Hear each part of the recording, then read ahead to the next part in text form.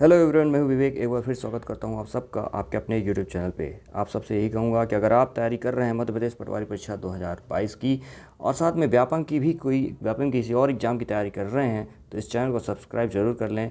और हाँ, आपको और कोई अदर किसी चैनल पे और किसी ऐप पे किसी तरह का पेड सब्सक्रिप्शन लेने की ज़रूरत नहीं है, क्योंकि इस चैनल पे आपको तैयारी कराई जाएगी बिल्कुल फ्री ऑफ कॉस्ट। यहाँ पे किसी तरह का पेड आपसे नहीं कराया जाएगा। आपको सिर्फ और सिर्फ चैनल को सब्सक्राइब करना है और पूरा कंटेंट आपको फ्री ऑफ कॉस्ट मिलने वाला है।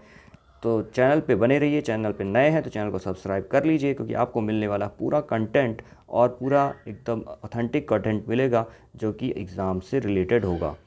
तो आज यहाँ पे अपन डिस्कस कर रहे हैं मध्य प्रदेश पटवारी परीक्षा 2017 में पूछे गए मध्य प्रदेश सामान्य ज्ञान से रिलेटेड क्वेश्चंस, जो कि न केवल ये जो पोर्शन होता है न केवल मध्य प्रदेश से पूछा जाता है बल्कि पूरे इंडियन नेशनल लेवल का भी पूछा जाता है।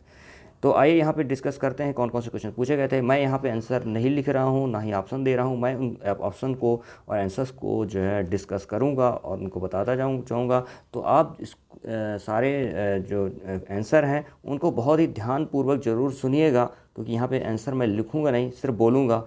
ठीक है। तो पहला जो क्वेश्चन पूछा गया था मध्य प्रदेश पटवारी परीक्षा 2017 के एग्जाम में, मध्य प्रदेश में कितने कृषि जलवायु क्षेत्र हैं। तो मध्य प्रदेश में कुल कृषि जलवायु क्षेत्र कितने हैं? 11 हैं। ठीक है। इसके बाद अगला जो क्वेश्चन पूछा गया था वो पूछा गया था बैंक सखी सामान्य रूप से क्या है। बैंक सखी सामान्य रूप से क्या है? तो इसमें जो ऑप्शन पूछे गए थे वो है, एक ऑप्शन आया था एसएसजी सदस्य, जो बैंक एजेंट के रूप में कार्य करता है। दूसरा ऑप्शन आया था पंचायत लेखाकार। तीसरा जो ऑप्शन था उप सरपंच और चौथा ऑप्शन था महिला ग्राम पंचायत सदस्य। तो इसका जो आंसर होगा, पहला जो ऑप्शन है एसएचजी सदस्य, जो बैंक एजेंट के रूप में। एसएचजी का जो फुल फॉर्म होता है वो सेल्फ हेल्प ग्रुप होता है। एसएचजी का जो फुल फॉर्म होता है एसएचजी, यानी कि सेल्फ हेल्प ग्रुप। ओके, ये पूछा गया था। अब इसके बाद अगला जो क्वेश्चन पूछा गया है, मानव विकास रिपोर्ट 2016 के अनुसार भारत का एसडीआई रैंक क्या है। अब यहाँ पे जो ऑप्शन थे आपका 129वां, दूसरा ऑप्शन था 130वां और 131वां, 132वां। ठीक है। तो इसमें जो आंसर होगा, इसका आंसर होगा 131वां। ठीक है। ये 2016 की रिपोर्ट के अनुसार पूछा गया था। 2016 के अनुसार ये जो है रिपोर्ट दी गई थी। ठीक है। और एसडीआई का जो फुल फॉर्म होता है वो होता है ह्यूमन डेवलपमेंट इंडेक्स, एसडीआई। तो आई होप ये क्वेश्चन आपको समझ में आ गया होगा। इसके बाद अगला जो क्वेश्चन पूछा गया था वो पूछा गया था कौन मनरेगा के प्राथमिक उद्देश्य में से एक है। तो इसमें जो उद्देश्य पूछे गए थे वो हैं अकुशल मजदूरों को गारंटीकृत मजदूरी रोजगार प्रदान करके पुरानी गरीबी का परिचयन करना। दूसरा जो ऑप्शन था भवन बांध। तीसरा जो ऑप्शन था सार्वजनिक स्थानों की सफाई। और लास्ट ऑप्शन था कुशल इंजीनियरों को रोजगार प्रदान करना। तो देखिए, इसका जो मनरेगा का जो प्राथमिक उद्देश्य है वो क्या है? लोगों को रोजगार प्रदान करना, ना कि भवन निर्माण करना, ना ही सार्वजनिक स्थानों की सफाई करना और ना ही कुशल इंजीनियरों को रोजगार प्रदान करना। तो इसका जो प्राथमिक उद्देश्य है वो है पहला जो आंसर, इसका जो सही आंसर था वो है अकुशल मजदूरों को गारंटीकृत मजदूरी रोजगार प्रदान करके पुरानी गरीबी का परिचय करना। इसके बाद अगला जो क्वेश्चन पूछा गया था, स्वच्छता कार्य किसके अंतर्गत आता है। स्वच्छता कार्य किसके अंतर्गत आता है? तो इसका जो ऑप्शन था राज्य सरकार, ग्राम पंचायत, जिला पंचायत, जनपद पंचायत। तो भारत में जो स्वच्छता अभियान है वो 2 अक्टूबर 2015 को प्रधानमंत्री नरेंद्र मोदी जी द्वारा लागू किया गया था। इसमें ग्राम पंचायतों को गाँवों की सफाई व कचरा एकत्रित करने की कार्य प्रणाली सौंपी गई थी। तो इसका जो सही आंसर होगा ग्राम पंचायत। स्वच्छता कार्य का किसके अंतर्गत आता है? ग्राम पंचायत के अंतर्गत आता है। अगला जो क्वेश्चन है, निम्नलिखित में से किसे फार्म मैकेनाइजेशन डिवाइस नहीं माना जाता। किसे फार्म मैकेनाइजेशन डिवाइस नहीं माना जाता? तो इसका जो ऑप्शन पूछे गए थे बैल, इलेक्ट्रिक पंप, ट्रैक्टर, बुझाने का यंत्र।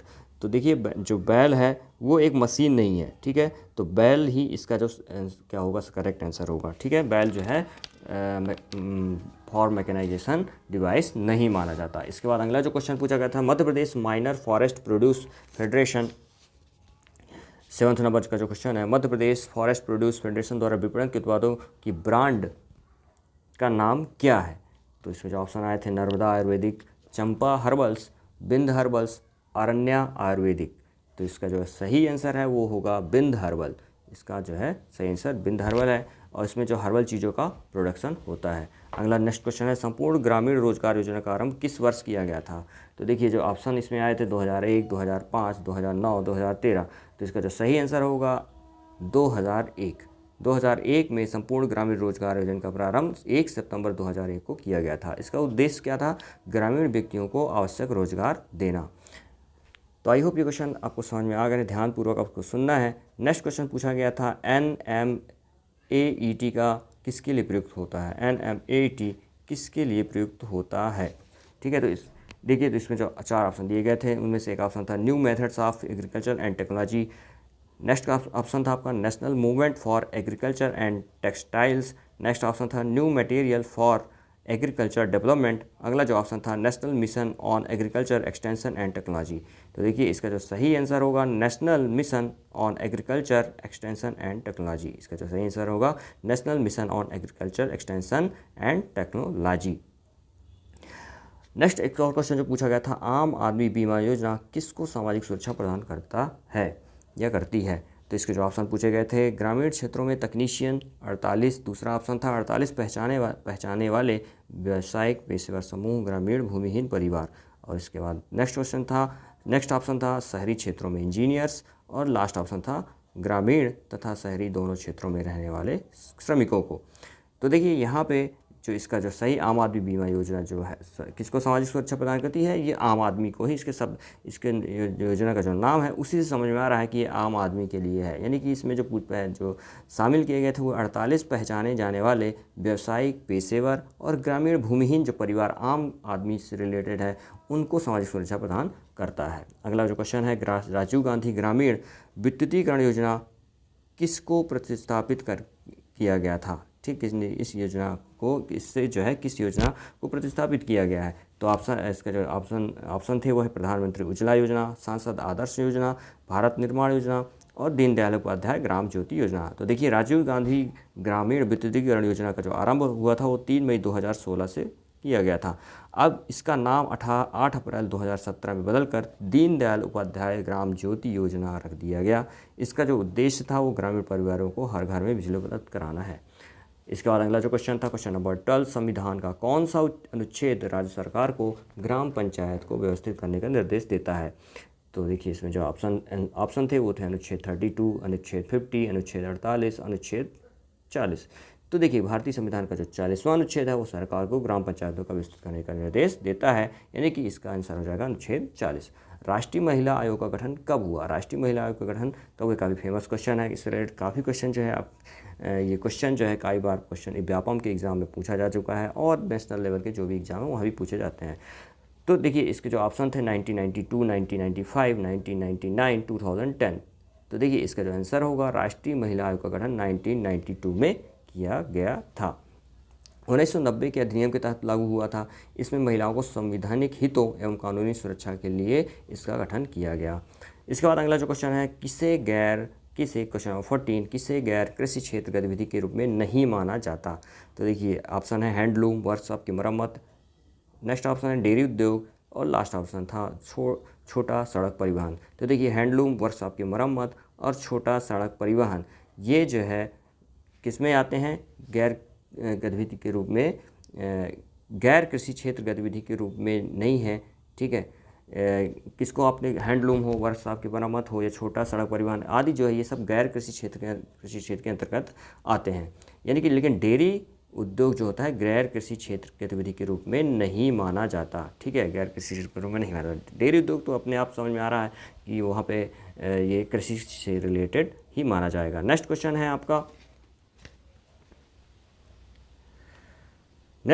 आपका मध्य प्रदेश की मुख्यमंत्री खेत तीर्थ योजना का उद्देश्य क्या है? मध्य प्रदेश की मुख्यमंत्री खेत तीर्थ योजना का उद्देश्य क्या है? तो इसके जो ऑप्शन थे, किसानों को तीर्थ यात्रा पर भेजना, किसानों और उनके परिवारों को दक्षिण भारत की यात्रा पर भेजना, किसानों को आधुनिक कृषि केंद्रों पर विशेषज्ञों के पास भेजना, किसानों को अवकाश यात्रा पर भेजना। तो देखिए, मुख्यमंत्री खेत निर्देशन का जो उद्देश्य था, किसानों को आधुनिक कृषि केंद्रों पर भेजकर उन्हें विशेषज्ञों के द्वारा फसल के उत्पादन व तरीके की सलाह पूर्ण रूप से देना है। तो इसका जो सही आंसर है वह है किसानों उनके परिवार को आधुनिक कृषि केंद्रों और विशेषज्ञों के पास भेजना है।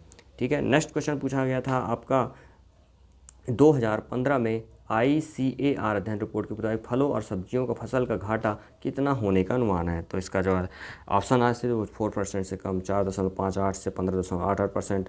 इसका नेक्स्ट ऑप्शन था 40.77 से 45.65%। इसके बाद अगला जो ऑप्शन था 50.43 से 55.22%। तो इसका जो सही आंसर हो जाएगा आपका 4.58% से 15.88%। इसका सही आंसर हो जाएगा।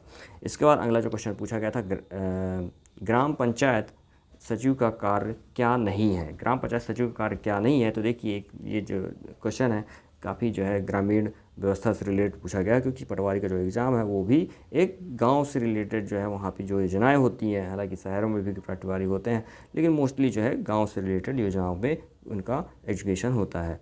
तो देखिए यहाँ पे जो पहला जो ऑप्शन आता है, रिकॉर्ड और रजिस्टरों की मरम्मत, ग्राम सभा की बैठकों की अध्यक्षता करना, ग्राम सभा के प्रस्तावों को क्रियान्वित करने के लिए आवश्यक कार्य करना और ग्राम सभा की बैठकों के लिए कार्य विवरण तैयार करना। तो देखिए यहाँ पे जो ग्राम सचिव पंचायत सचिव का जो कार्य है वो रिकॉर्ड और रजिस्टर का मरम्मत करना होता है, ग्राम सभा की सभा बैठकों की अध्यक्षता करना होता है और ग्राम सभा के प्रस्तावों को क्रियान्वित करने के लिए आवश्यक कार्य करना होता है। लेकिन ग्राम सभा की बैठकों का कार्य विवरण तैयार करना ये ग्राम पंचायत सचिव का कार्य नहीं होता है। ठीक है। नेक्स्ट क्वेश्चन है अगला, 2000 से अधिक आबादी वाले गाँव के वित्तीय समावेशन कार्यक्रम को क्या कहा जाता है, क्या नाम क्या होगा। ऑप्शन इसमें जो आए थे वो स्वावलंबन था, स्वाभिमान था, स्वागत था, समावेश था। तो देखिए चारों ही ऑप्शन जो है काफ़ी कन्फ्यूजन क्रिएट करने वाले हैं, लेकिन इसका जो सही आंसर होगा वो होगा स्वाभिमान। 2000 से अधिक आबादी वाले गाँव के वित्तीय समावेश को स्वाभिमान कहा जाता है। नेक्स्ट क्वेश्चन 90 नंबर क्वेश्चन है, ATMA, यहाँ पे माफ़ करिएगा ATM बस लिखा हुआ है जबकि ATM नहीं है, ATMA है। ठीक है। इसका मुख्य कार्य क्या है। तो देखिए सबसे पहले यहाँ तो जो ऑप्शन दिए गए थे वो शोध विकास, प्रौद्योगिकी बिक्री, प्रौद्योगिकी कंपनियों की सहायता करना, प्रौद्योगिकी का प्रचार। तो ये क्वेश्चन काफ़ी कन्फ्यूज़न क्रिएट करने वाला था और इससे जो है अगर इसको आप काफ़ी टेक्निकल इंटरेस्ट रखते हैं तो आप ज़रूर ये क्वेश्चन को सॉल्व कर लेंगे, लेकिन अगर आप टेक्निकल फील्ड पे नॉलेज नहीं रखते हैं तो ये क्वेश्चन आपको लिए काफ़ी दिक्कत देने वाला था, क्योंकि जो इसका ATMA का फुल फॉर्म आपको पता होगा तो आप आंसर जल्दी पता, क्योंकि ATM का जो फुल फॉर्म होता है वो आत्मा प्रबंधन समिति। ठीक है।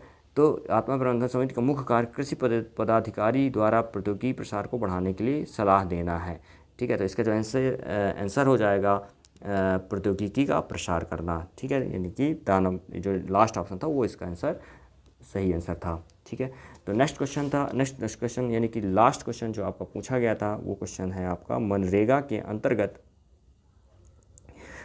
के अंतर्गत पंचायतों में आयोजित किए जाने वाले ग्राम रोजगार दिवस का क्या उद्देश्य है। ग्राम रोजगार दिवस का क्या उद्देश्य होता है। तो इसका जो ऑप्शन है, 4 ऑप्शन जो आए थे वो है, स्वयं रोजगार लेने के लिए गांव के लोगों को शिक्षित करना। तो देखिए स्वयं रोजगार लेने के लिए गांव के लोगों को शिक्षित करना ये उद्देश्य नहीं हो सकता है। ठीक है। अगला जो ऑप्शन था वो किसानों के लिए रोजगार सृजित करना, गाँव में रोजगार के अवसर में सुधार करना, नौकरी की मांग और शिकायत निवारण दर्ज करना।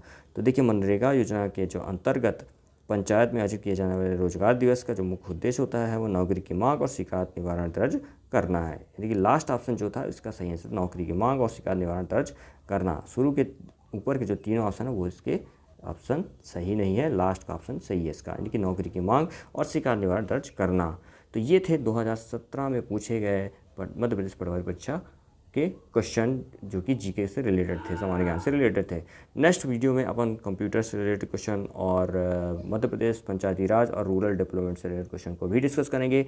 और यहाँ पे आपको मिलेगी free of cost, free education, free तैयारी करने का पूरा मौका जो है। आपको किसी भी चैनल पे या किसी ऐप पे पैसा लगाने की ज़रूरत नहीं है, क्योंकि यहाँ पर आपको कराई जाएगी तैयारी यूट्यूब पे बिल्कुल फ्री ऑफ कॉस्ट। आपको सिर्फ करना है चैनल को सब्सक्राइब और बेल आइकॉन दबाना है, जिससे आपको वीडियो का नोटिफिकेशन जल्द से जल्द मिले। तो I hope all of you are very well.